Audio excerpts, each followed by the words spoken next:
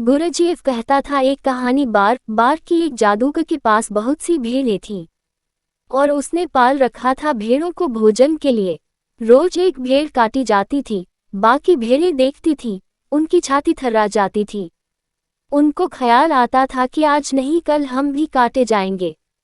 उनमें जो कुछ होशियार थी वे भागने की कोशिश भी करती थीं, जंगल में दूर निकल जाती। जादूगर को उनको खोज खोज कर लाना पड़ता। ये रोज की झंझट हो गई थी और न वे केवल खुद भाग जाती और भेड़ों को भी समझाती कि भागो, अपनी नौबत भी आने की है।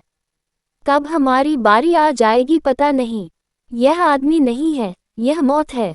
इसका छुरा देखते हो, एक ही झटके में गर्दन अलग कर देता है। आखिर जादूगर ने एक तरकीब खोजी। उसने सारी भेड़ों को बेहोश कर दिया और उनसे कहा, पहली तो बात ये कि तुम भेड़ हो ही नहीं। जो कटती है वह भेड़ है, तुम भेड़ नहीं हो। तुम में से कुछ सिंह हैं, कुछ शेर हैं, कुछ चीते हैं, कुछ भेड़िए हैं। तुम में से कुछ तो मनुष्य भी हैं।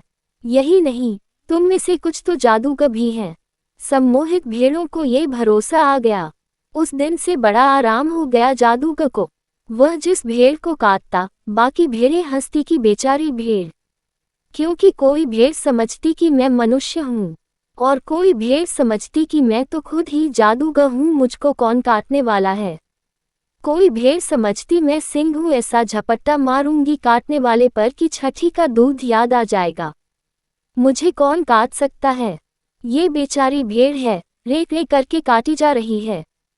और यह भेड़ भी कल तक यही सोचती रही थी जब दूसरी भेड़ें कट रही थीं कि मैं सिंह हूँ, कि मैं मनुष्य हूँ, कि मैं जादूगर हूँ, कि मैं ये हूँ, कि मैं वह हूँ। उस दिन से भेड़ों ने भागना बंद कर दिया। गुरुजीएफ कहता था, आदमी करीब करीब ऐसी हालत में है।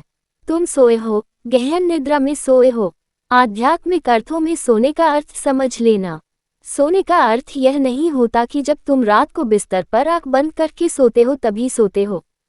वह शारीरिक निद्रा है। आध्यात्मिक निद्रा का अर्थ होता है, जिसको स्वयं का पता नहीं है वह सोया है। ओशो।